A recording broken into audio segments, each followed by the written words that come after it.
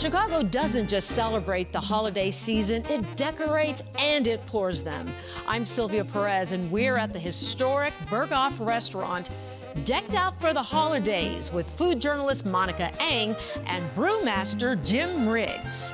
And the mission tonight, pretty simple, a tour of Chicago's most festive holiday bars. The places that go floor-to-ceiling Christmas, serving seasonal cocktails like a love language and turning an ordinary night out into a full-blown December experience. Along the way, we're going to take a look at what's trending now, what we'll all be ordering in 2026, and the holiday traditions that make Chicago so very special. So grab your coat, come hungry. We are tasting Chicago for the holidays. Okay, so I love that we're here at the Berghoff, and how beautifully decorated is it for the holidays. You are someone who loves to do historical perspectives on food. Why did you choose the Berghoff? Well, it's one of the oldest restaurants in Chicago. 1898 is when it opened. At this bar, back in the turn of the century, you would find no women because women were not allowed in bars. Guys, though, if they ordered a beer, they got a free corned beef sandwich, a free lunch. I wrote about lunches downtown at the turn of the century, and I thought that was fantastic. And look at this. All the history is still preserved, and it's so festive around the holidays. And it's still owned by the same family? It is. Yeah. Which is amazing generations later. And it's also convenient to the Chris Kindle Market, which is hopping right now. So this is a great spot to stop afterwards. Or instead of. If That's the line true. is too long and you still want a German Christmas experience, this is where you should go. We are at the beautiful Gwen Hotel, located between Streeterville and River North in downtown Chicago. When you first walk in this lobby, you see this gorgeous Christmas tree. But there's something else in here that you will not see at any other hotel in the city of Chicago. It's pretty special. Take a look at this. It is a champagne vending machine. All you do is get your coin, put it in there, and watch how this works. I am going to go for a little rosé champagne, so this is what we're doing. Here we go. Just like a normal vending machine, but it's not normal, it's champagne. Okay, how cool is this? And as much fun as this is, wait till you see their rooftop. What they do for the holidays is so much fun. It's gonna blow your mind.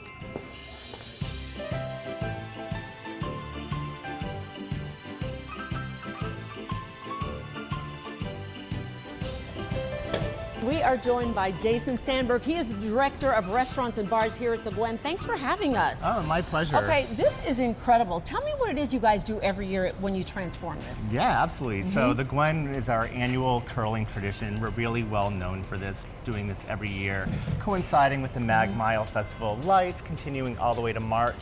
It's a really nice, cozy experience this year, kind of reminiscent of an après-ski theme.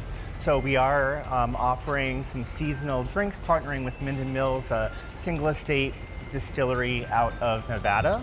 Okay. And then we also are partnering the whole month of December with Moet Hennessy as well, leading up to our big New Year's Eve extravaganza as well. It is so cozy out here. We're here early, so there's not a lot of people, but I imagine in the evening it is busy. Oh, absolutely. Right? It's so beautiful out here in the nighttime with all the glows from the fire pits. All of these are reservable year-round, so even if you want to come and join us in January and cuddle up with a blanket with a cocktail out here, it's And really... there's TV screens. Absolutely. You can Yeah. also catch all the football games out Love here, it. too. Go Bears, right? Yeah, go Bears is right. Okay, but the curling is what blows my mind. How popular is this activity? Oh, it's extremely popular. You know, we definitely sell out very quickly, so my suggestion is to get your bookings online as soon as possible. It is a complete artificial court, so no special shoes are needed. We do recommend people dress appropriately for the weather, although we have a variety of hot cocktails to keep you warm as well, too. Okay, so let's talk about the cocktails Yes, and yes. let's talk about the food. Let's walk over here. Yeah, for sure.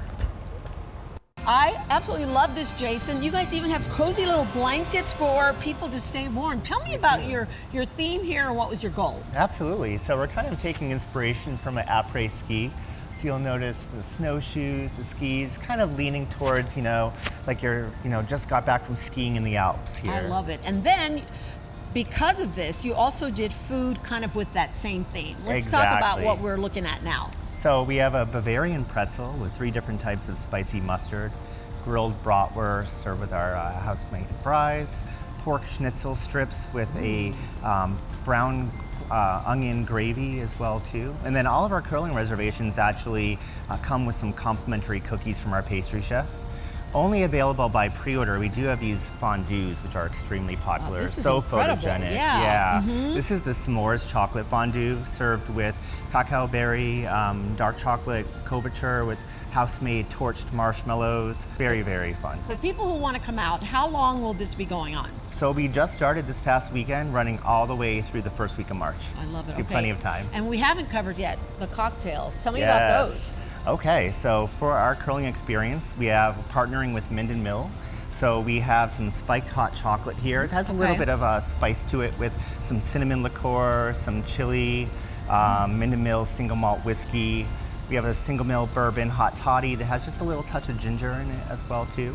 And then one of my favorites is the gingerbread man martini. Love that. Yeah, with our house-made gingerbread syrup, vanilla vodka, little Baileys in there as well. I can't even imagine on a perfect Chicago night, seeing the skyline, the lights lit, the fireplaces going, all this amazing food. It must be picture perfect. It is. Right? It's a great way to spend Well, a night. first of all, thank you for having us, and cheers to the Gwen. Cheers. Happy Thanks for holidays. coming. Happy holidays. Okay, so Monica, you know, you and I are both big foodies. And I noticed there were certain trends in 2025, and I want to share with you mine, and then I want you to tell me yours. Sure. Some of the trends I saw: steakhouses galore opening up in Chicago, which, you know, Chicago is a meat and potatoes town, but it seemed that we had an unusually high number of steakhouses. So steakhouses were part of the trends I saw. I saw a ton of omakase opening up, and I also saw something that's been around forever, but that is just blown up, and that's tavern-style pizza. Everybody seems to be doing tavern-style now with that super thin crust. Would you agree? I would totally agree. I mean, I noticed you got Pizza Amici, you got Dicey's, you got WG that moved and brought a location from the northern suburbs here. I think it's called Washington Gardens. You've got Giordano's did its first tavern. Pizza Hut did its first tavern, and now George Bumbaris in Edgewater, who's really known for his great deep dish, now he's doing a tavern style as well. So it's catching on across the country. It really is, and I love it. It's what we all grew up eating, you know, union meetings and bowling parties and birthday parties.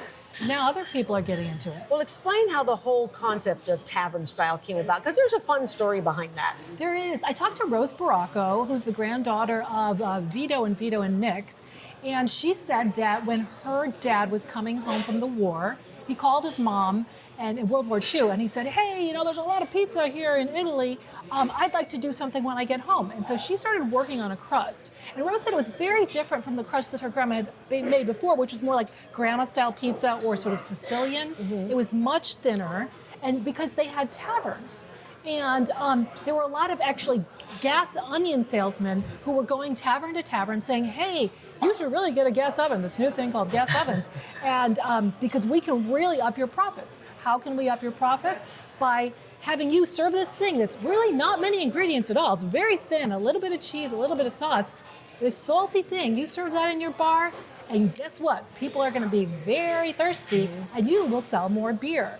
And you don't need a plate for this. You can just eat it on a little cocktail napkin because it's served in these small squares that are easy to pick up. And tavern-style pizza was born. The funny thing is Rose Baracco said, tavern style. Nobody ever called it that when I was growing up. We called it pizza.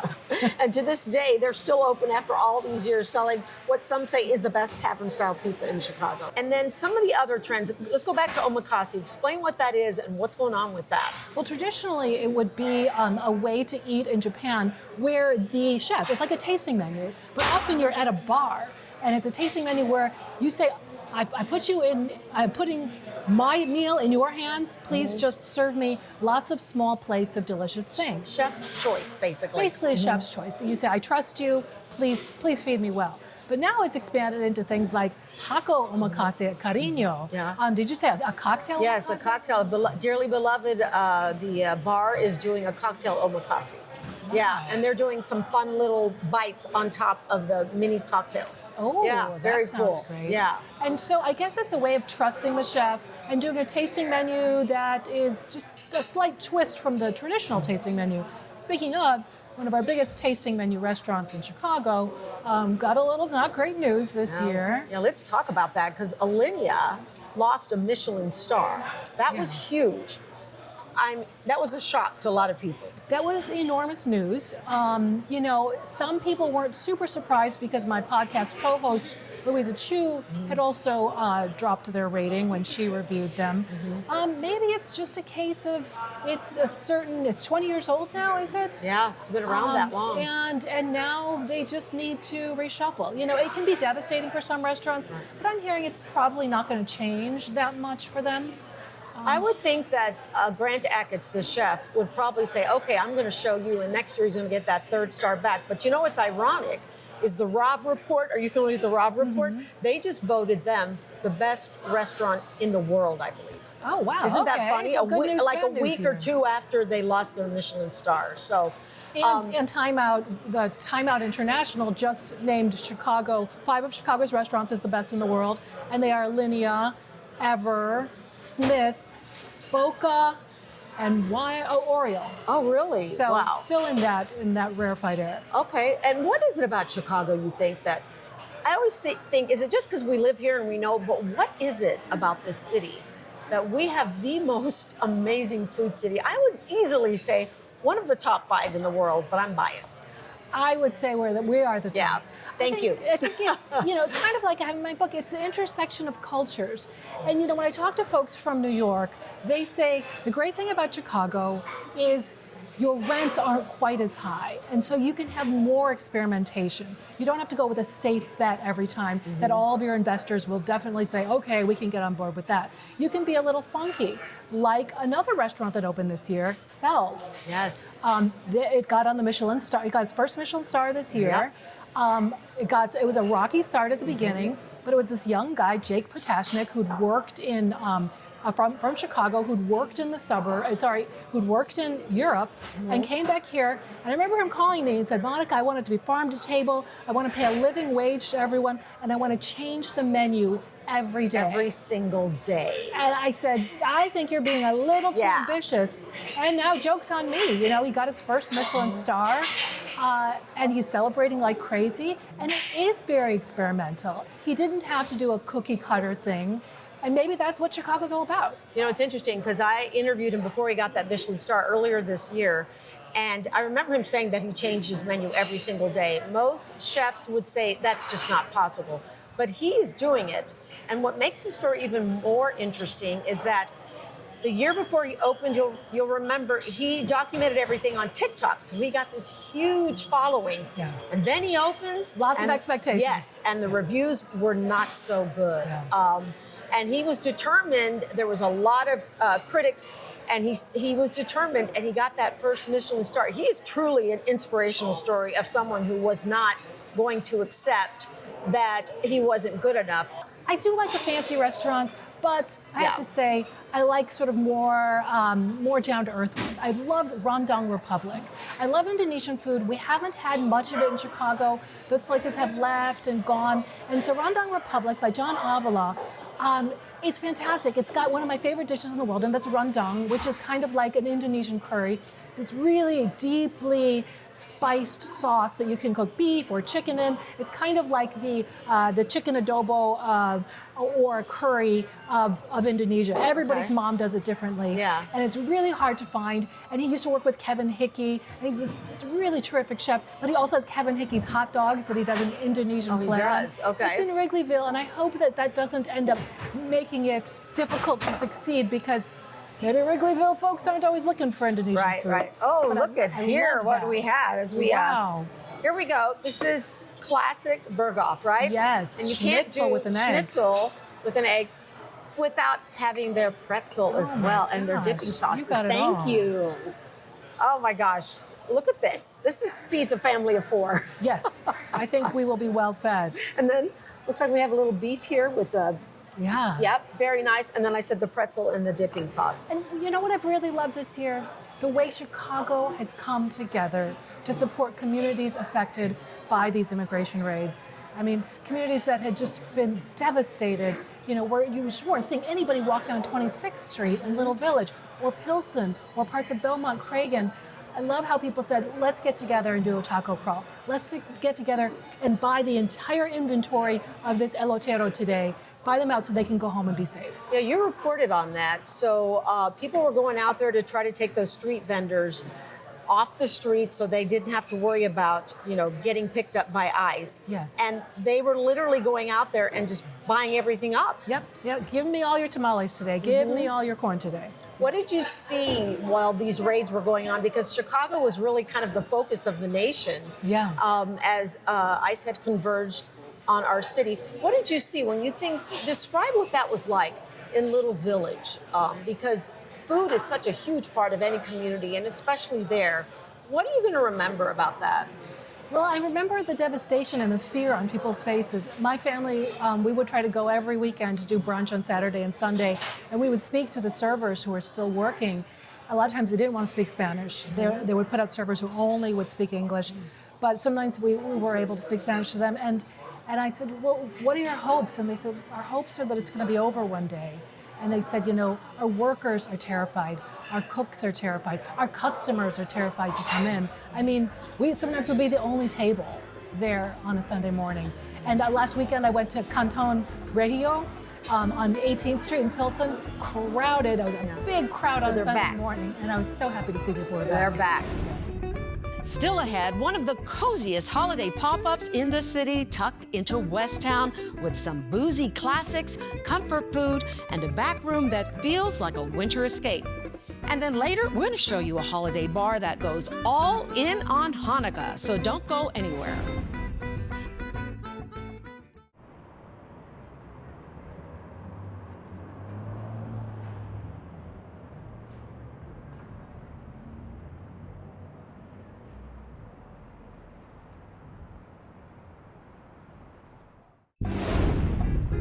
So look what they brought us. This is sauerbraten. Tell everybody what that is. Sauerbraten is basically sliced roast beef that's been marinated overnight, but then instead of the savory gravy, it's sort of like a sweet and sour sauce gravy. Very good. And then here's their famous schnitzel with the spätzle in the bottom, but egg on top. Yeah, so it's schnitzel a la Holstein, which means capers, anchovies, and eggs on top. Okay, let's dig in. What do you say? We'll share each, right? Yes. So, I think we all love the holidays. And it's funny, Monica, because you and I have something in common. Both Puerto Rican. We're both Puerto Rican. Yeah. And so when people say to you, what is your favorite holiday tradition? Because you come from two different backgrounds. What would you say that is? Well, we would always celebrate Christmas with my Puerto Rican grandmother, and that meant lechon, so roast pork, garlicky roast pork. That smell always brings the holidays back. Yes. Arroz con gandules, which is, some people would call orange rice with pigeon peas. Yes. Pasteles, which are our version of tamales wrapped in banana leaves with plantain masa. And the most delicious drink in the world, coquito. I love my coquito. Yes. We were just talking about that because Puerto Rican families are very funny about their coquito. Like, the recipes are, they don't ever want to share. What's up with that? I know. I mean, there's the standard one that you get on the can. Yeah. But then everybody's got a little twist on Yes, them. they do have a little twist. Yeah. And so, I do go with a pretty regular cream of cocoa, coconut milk, vanilla, canela, cinnamon, and rum. But a lot of people like to add condensed milk, but you've heard of a new addition. So, people are taking water and putting star anise and cinnamon and making it into a tea, and you put a little nutmeg in there, and then you kind of boil that up and then strain it, and that's part of the recipe. So I'm trying that this year. All right. I have a big competition with my sisters every year to see who can make the best coquito. Okay. And I still have not perfected mine, so I'm working on that. But the lechon on Christmas Day, that's something I do every year. Yeah. And the arroz con gandules. I love it. Like German traditions here, I love these. I just love all of the cultural, ethnic holiday traditions. I love sharing. And I love that you have two that merge together. What about the other side of the family? The Chinese stuff, I mean, we'll often celebrate Lunar New Year just after the holidays, but, it would be basically our rice, sometimes a sticky rice stuffing with lapchong, which is this preserved sausage that would go inside the turkey, even Christmas turkey. And I have to say, even though egg rolls are not authentically Chinese, our family, which had our flagship restaurant just down the street, we served the big, chubby Chinese-American egg rolls. And one of my great aunts gave me the recipe. Oh. And so we'll get together and we'll make dozens and dozens of them. Oh, that's fun. And then you can save them and freeze them for later. I love that. That's like the tradition of getting the family together to make the pasteles. Exactly. Or I remember tamales for Mexican tamales. families. I remember my mom used to line us up. There's 5 of us. Each one of us had our own station. Somebody would do the masa. Somebody else would do the meat. Somebody else would roll it up. Yeah. And it was fun. Yeah. We didn't realize how much fun is. I look back, what a wonderful memory, Now we're in West Town at the Dandy Crown, a British-themed bar that turns into a holiday hideaway every December. It's tucked into the neighborhood, and it's a festive spot with a lot of holiday flair.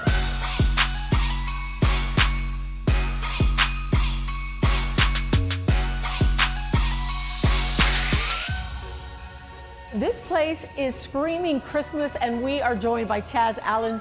He is the bar manager here. Chaz, this is wonderful. You must love putting these drinks together. Well, it's my favorite part of my job. Tell us about this. You do this every December. We love having fun here with our holiday pop-ups, and a Very Dandy Holiday is my personal favorite. I love Christmas, Yes. as you can tell. Yeah. But not only you, the whole place is suited up. I mean, Absolutely. You've got a fireplace overhead, you've got in your other room, everything is set up so it's just very cozy.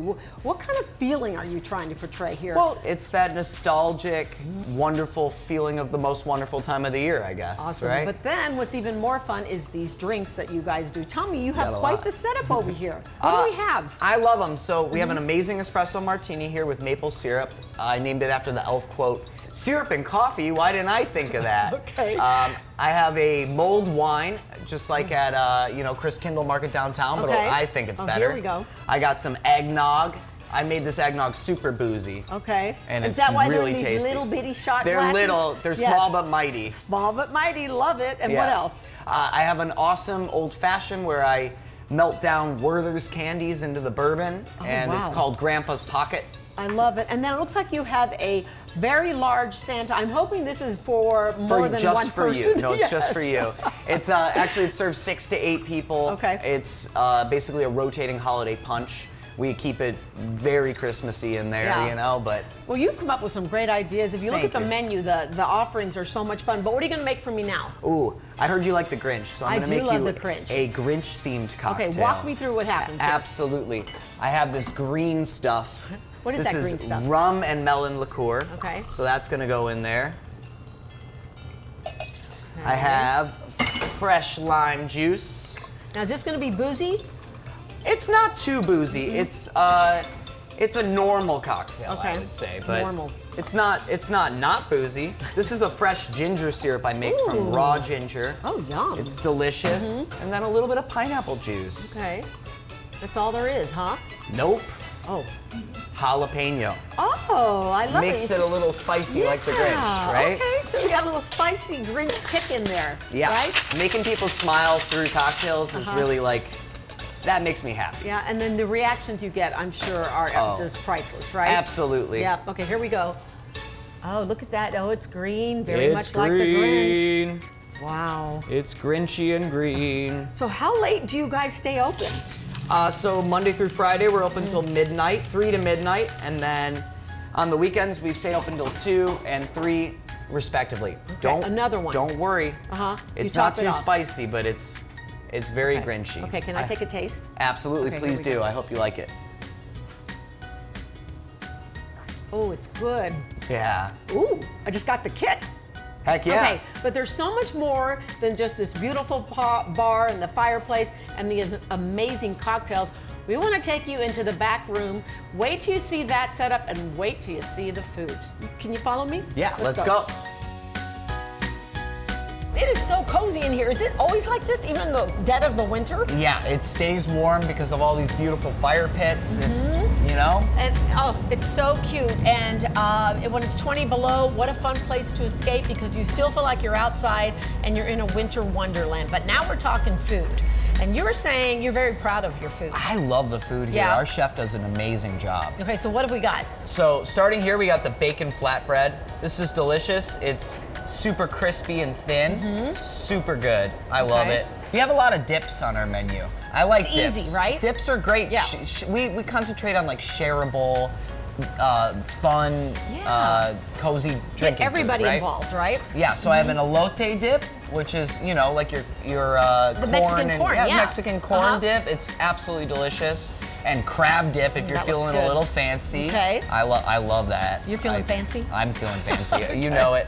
I really love our empanadas. I eat them almost every single day. What's inside? We have chicken, beef, ropa vieja, spinach and cheese, and veggie. Wow. My favorite is the chicken. I eat it constantly. Yeah, it and looks it's served with delicious. an amazing salsa verde that is Okay. a little spicy and very tasty. And pretzels seem to be big these days. Tell me about yours. I love pretzels. It comes with our house pimento cheese, which is awesome. We also do that with chips, so if you want chips and dip, Nice. you can have that. Okay. And it also has some stone ground mustard. Okay. And then this is our new plate, a Pretty. brie set. So baked brie with cranberries and walnuts. Look at It's that. very Yeah, tasty. Very, very nice. So out of everything you showed me today, tell me your one favorite item that if people come, they absolutely have to order, and your one favorite drink they have to order. Okay. I think you gotta get the crab dip and the empanadas. I'm Okay. sorry. Those two, and then when it It's comes two. to, I know you said one, that's but you okay. gotta get love it both. all. That says a lot how much you feel about this place. And then when it Absolutely. comes to drinks, I love that Grinch I do cocktail, too. man. It's the best. it's so good. It has a nice little kick, but it's not too spicy. Right. Chaz, or shall I call you Mr. Claus Yes, assistant? Chazzy right? Claus. Chazzy Claus. Thank you so much for the tour. So much fun. Cheers and Thank happy you. holidays. Thank you, Sylvia. So I know that even though you cover everything, you have this great affiliation to food in Chicago, which is why I wanted you here today, because I want to talk about the trends we've seen over the last year and what we're expecting for 2026. But also, you have written your own book, Made in Chicago, Stories Behind 30 Great Hometown Bites. Tell me about that. Well, I wrote it with Dave Hammond, another food writer, and we took 30 dishes that were invented in Chicago or perfected in Chicago, and we tell you the history of them. And in the process, we tell you the history of Chicago. Which I love. Okay, I want to go through some of these because as I flip through these, I'm always shocked. My favorite one, because I had never heard of this before, the taffy grapes. What are taffy grapes? Well, do you remember the old Affy Taffel or Right. Taffy apples? Which as is they're a called? local thing. Yeah, it's like a caramel Yes. apple. It was on Clark and Rogers Park for the longest Yes. time. Well, they take grapes and then they dip those in white chocolate, in caramel, or in regular chocolate, and then they roll them in peanuts. And then you can serve them at a baby shower. You can serve them at Christmas. You can serve them at Hanukkah, and it's this delicious kind of fruity, sweet confection. Where did that come from?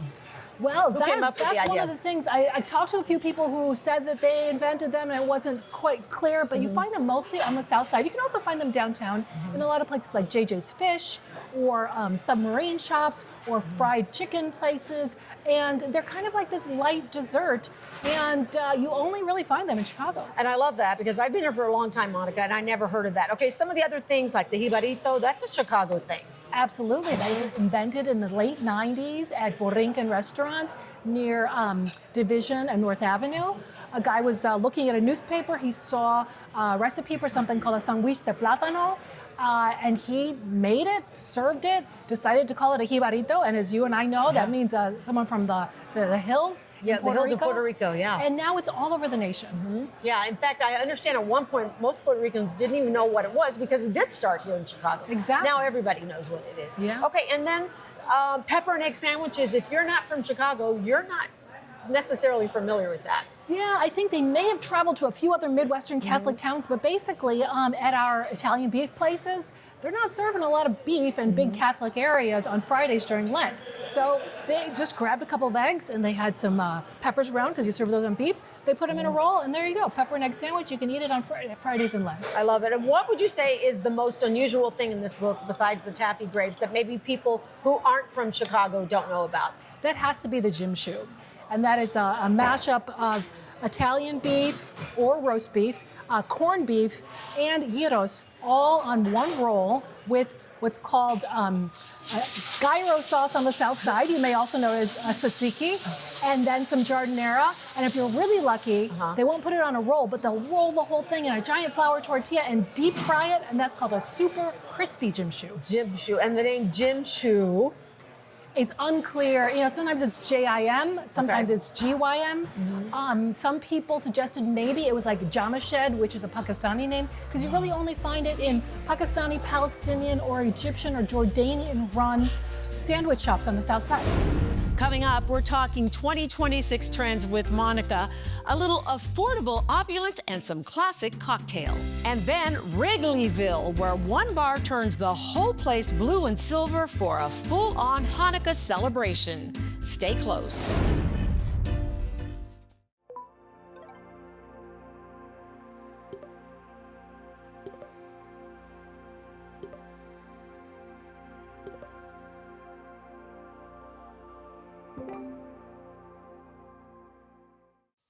Welcome back to Tasting Chicago for the holidays. We've been visiting some of the most fun and festive cocktail bars. But now, let's take a look at what's coming up when it comes to food trends in 2026 with our friend Monica. So I don't know how this happened, Monica, but somehow there's a second course here. And, I think it's perfect because I wanted to talk to you about what you think we'll see for dining trends in 2026. We've talked about what we saw for this year. A lot of late restaurant openings this year. I wonder if they're kind of representative of what we'll be seeing in 2026. What are your thoughts, and what do you think we'll see? Well, we're hearing about this frozen food trend where high-end chefs are making frozen food from Mariana's, like Jose Andres. What else are you seeing?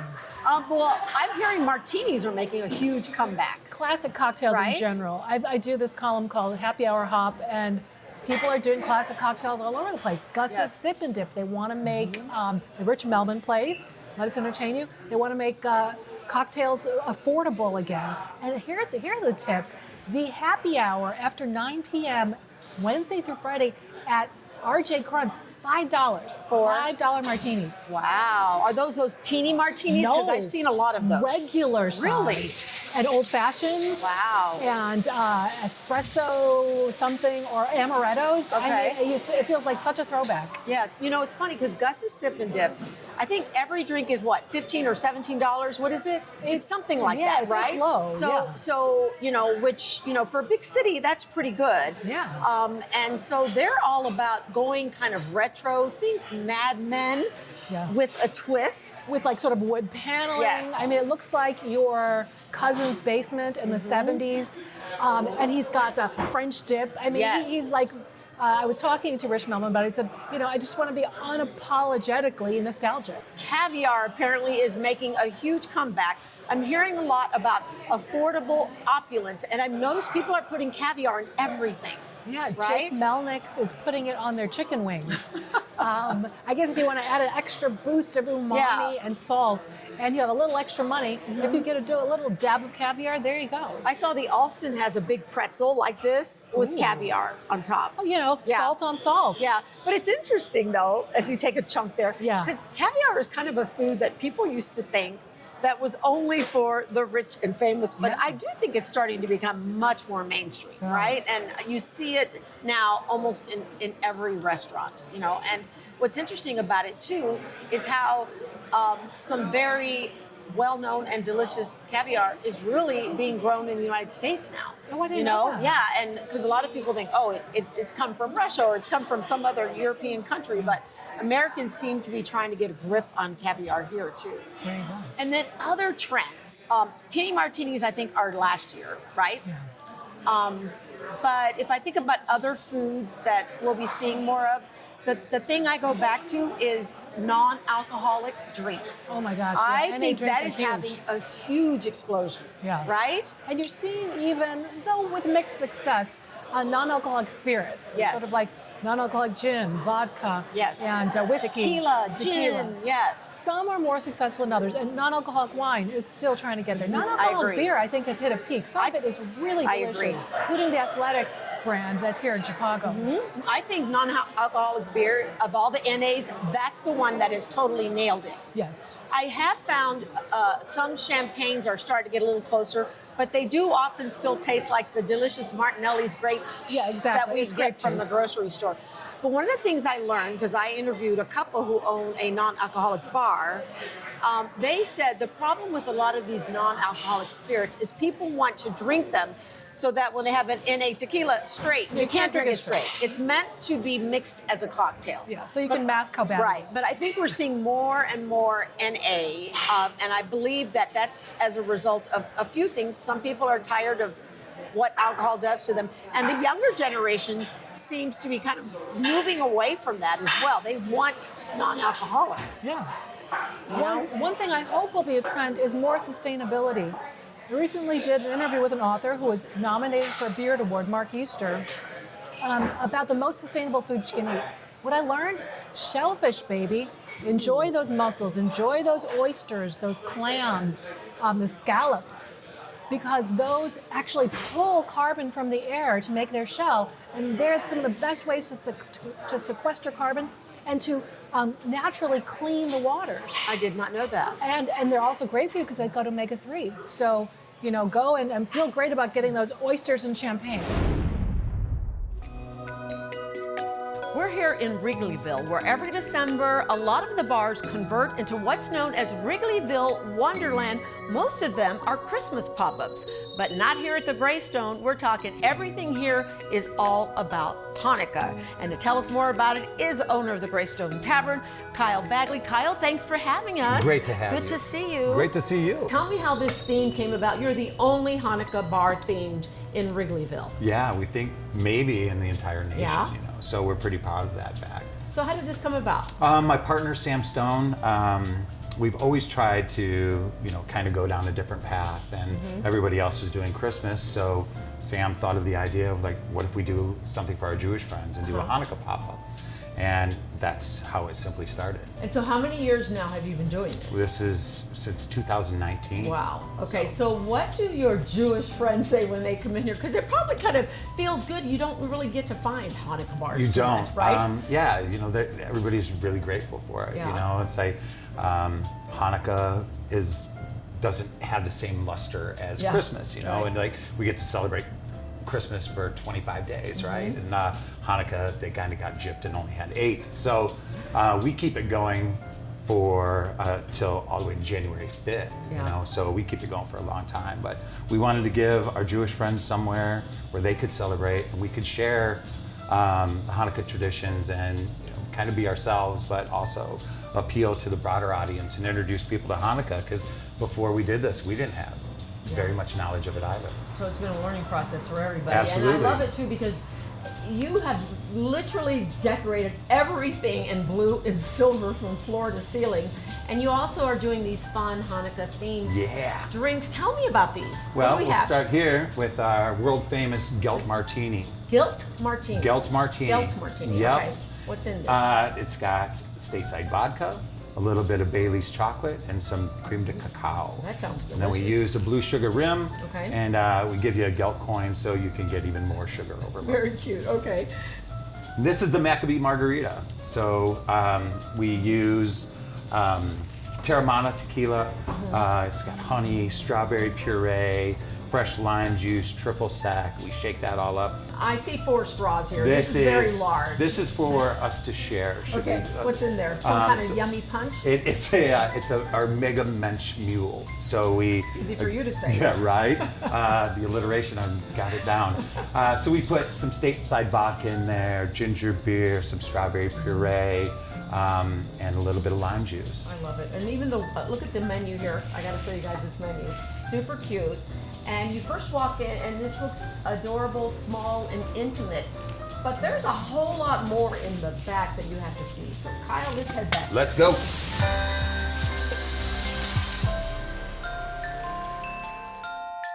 Kyle, now we're in the back room. Wow, this place is even bigger than I thought. Tell me about this space. So this space used to be our outside patio, and during the pandemic, we were able to cover it. and it gave us access to the space 365, and it's been a real blessing for us. So even more space, and I love that not only are you doing this whole Hanukkah theme, but you actually do a partnership with Jewish organizations. Yeah, Tell me so about like that.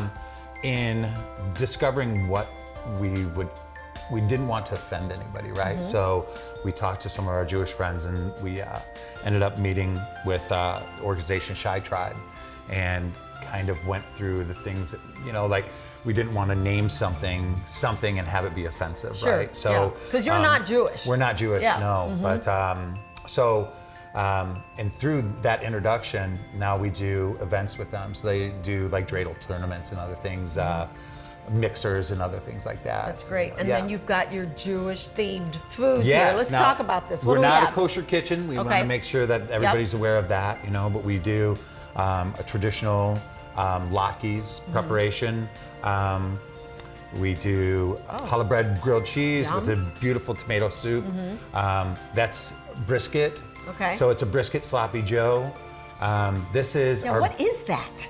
that's our boozy donut. So in the syringe is our boozy jelly that you get to inject. So it's kind of like a project for you know? Wow. So you can put it all in there, which I always recommend. Yes. Or you can go in moderation. Okay, that is so much fun. Yeah. So what is your goal when people come visit? I love it because we're in the thick of Chicago. I hear the L going by. What is your goal when your customers come? What do you want them to see when they get here, and how do you want them feeling when they leave? want Besides feeling pretty good, because Right, your we want to feel cocktails good. are crazy. The cocktails are great. The food's wonderful. Yes. We just wanted to share an experience, you know, like for us, it's been a learning experience, learning about Jewish culture and the holiday of Hanukkah.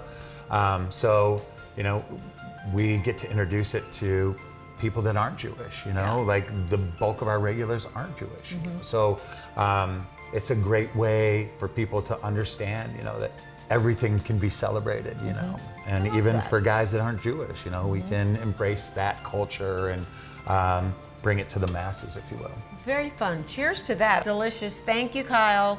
My pleasure. Still ahead, River North goes full spectacle at the Hubbard Inn, where every single room has its own holiday personality, and the food is just as over the top as the decor. And before we're done here, we are back at the Berghoff talking beer with Jim Riggs. Don't miss it. Okay, Monica, this was so much fun. I love they brought us out one of the trends we're going to be seeing What's for next that? year. This is, she said, it's called Devil in the White City. The maraschino is the devil in here, in the White City. And of course, Devil in the White City, that very popular book written about the Chicago history. Yep, and then what do you have? I've got an espresso martini. It'll wake me up so I can go back to work. Okay. And I love that you were saying, you know, times have changed. Here we are in the Berghoff. It's been around forever. We can eat, we can order, and we can sit wherever we want. Back at the turn of the century, women were not allowed to have their liquor and their corned beef sandwich here, but now, here we are. Take this. Here's to a great 2026 and more foodie experiences. That's right. Cheers. Now we're in River North at the Hubbard Inn, but every year the Hubbard Inn, as you can see, changes both inside and out and becomes the Christmas Inn. And I am joined now by Kayla DeGoyer. She is the event coordinator here. Okay, this is spectacular. Tell me about this. Yeah, the Christmas Inn is our 4th year. And we are bigger and brighter than ever before. We go full out for all of December. No kidding. I love it. You have Yule logs and all the screens throughout, and everything is decorated from the floor to the ceiling. And tell me about how long does it take to do this? This takes about 2 to 3 weeks, depending on when we start. We started earlier this year. So we started the beginning of November. We have been open and running since the 13th. And we will keep things going until January 1st. The thing I love about this too is that each corner has its own personality. Yes. We have our library lounge, which is the back cozy area with the fireplaces, and our front area, once the sun parlor, is now the ice parlor, which is dawned with beautiful snowmen, icicles everywhere. And then the bar, you've actually brought a few little things here because you also focus on doing holiday cocktails and food. What do we have? Yes, we have our mistletoe martini, which is one of my favorites. We have our Christmas mule, and then we have our Santa's sour.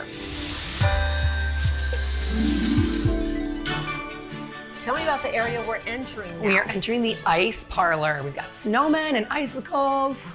And this is probably one of the favorite spots to sit at, right? 100%. Yeah. It's right in the front. You get a great view of the whole restaurant. You said you've been doing this for 4 years, and you have people who come back every year because they love it so much. 100%. Yeah, we definitely have regulars, not only for private events, but to just come back and see what seasonal cocktails we have and what food we're bringing. So we've got this amazing cocktails, and now they're bringing in this food. Whoa, what in the world do we have? That's a showstopper. This is our chicken pot pie. This is our first year that we are doing this. Thank you, Chef. That's beautiful. Chicken and waffles is a staple for our brunch, which we do every Saturday and Sunday. We have our arancini. It looks amazing. Yeah, there's more coming. Okay, let's put that over here. And this is so we can another show new it item off. as well. This is our caviar potato pave. Okay, wow. Yeah. Your food is just like total upscale. I know, I'm a little Yeah. biased, but it's delicious. Yeah. So when I'm not planning all the events and putting on all the Christmas parties, I am eating everything on the menu. So these are some of the favorites from the past. This one's brand new. Yes, that one's brand new. And I see why, because it is huge. Yeah. That's a showstopper. It is huge.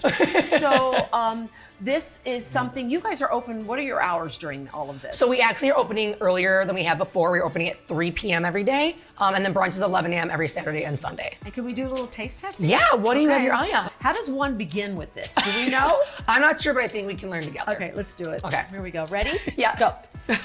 Wow. Very satisfying. Oh, yes. Oh my gosh.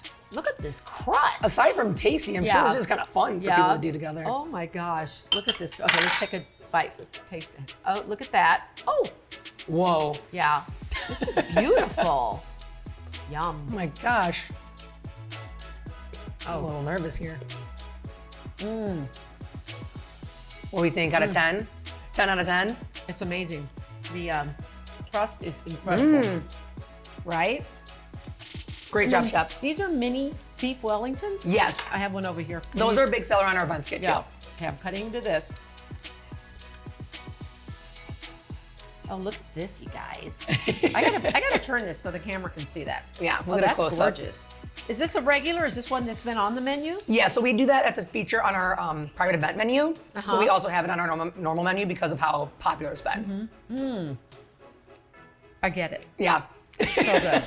Definitely Okay. a fan favorite. So tell everybody where you're located and do you suggest reservations? What do you say? Yes, so due to high demand, I do recommend doing reservations. You do not need it. Everyone is more than welcome to walk in and just hang out, take a picture or two, grab a drink at the bar. This is fun no matter what, just to come over and sit at that huge bar and sit and have a fun holiday cocktail. So cheers to you. Cheers to the Cheers. Christmas Inn. Thank you for having us. Thank you for coming. I can't wait to come back. Yeah. Jim Riggs with Berghoff. Thanks Hi. for letting us come in and showing off your spot. We are here in the gorgeous bar portion of the Berghoff. The dining room is beautiful, but this bar, give me a little history about the restaurant. You want some history of Yeah. this spot? Yeah. Well, I could go on for hours. So, with this place right here in the Berghoff, it was established in 1898. So, in 1898, Herman Berghoff was finally able to get his roots in with his beer that was first started off in Indiana in the 1890s as well. But prior to that, you could end up at one point during the exposition, World's Fair, be able to get a beer for 5 cents. Tell everybody, what is your job here at the Berghoff? So what I do here at the Berghoff is I run cellar and I also run brew side. So for cellar, basically what I do is all the cold. So I make sure all the beer is ready and set to come out on tap for you to enjoy. Okay. And then on the hot side, I also do with Mark Dukow. That is preparing the beer and cooking the beer, basically you can call it, creating our wort. And then we ferment it in the cellar where I mainly hang out. Okay, so you're down in the basement. I'm a the lot. basement So dweller when do of this they whole let place. you come up for air? To talk to you like- right now. So, That's awesome. Exactly. But yeah, so basically how it works then is we get the beer prepped downstairs after we brew it. I get it all fermented through and then 14 beers on tap. Wow, 14 beer. Okay, so what do I have in front of me? And I don't know a lot about beer, so tell me a little bit about this one. So currently you have a Hefeweizen in front of you. This is our Hubert's Hefeweizen. Bless you, what? Hefeweizen. Hefeweizen, you Yes. said. Yes. Okay. So Hefeweizen. Basically what you have there is a wheat beer.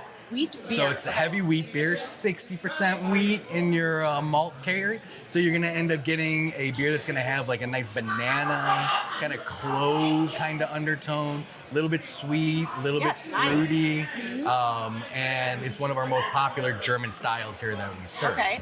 They're a traditional German style meal beer, is what you would meal have. beer. Yes. I also right now have our Kentucky Common on in my glass. This is a steam engine, is what I call it. It's a Kentucky Common. So this style of beer right here is basically the original German beers that came to America. So when they first tried to brew beer, they realized they couldn't do it right away. So they were having issues with the protein of the malt. I'm gonna get a little sciencey on you for that one. And when that ended up happening, they ended up having to find adjuncts in order to get the beer to actually work right. Because it was coming out way too cloudy, a little thick, just like a Hefeweizen. That's when corn got involved.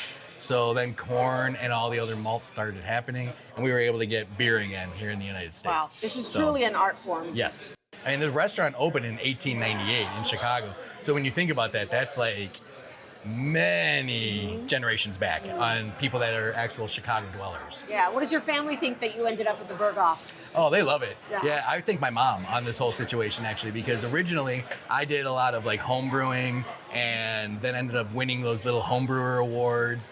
And from there, because of her, that's how I ended up in the industry. She didn't get me in the industry, I got myself in, but because of her pushing me, it helped me get in. You had a love for it, huh? Yes, Okay, exactly. so when people come to the Berghoff and they don't know much about the beer, Jim's going to be back behind the counter there, and they say to you, I don't know anything about beer, what do you recommend? What do you tell people to order? First, I ask them if they're into heavy beers or light beers. That's number one and number two.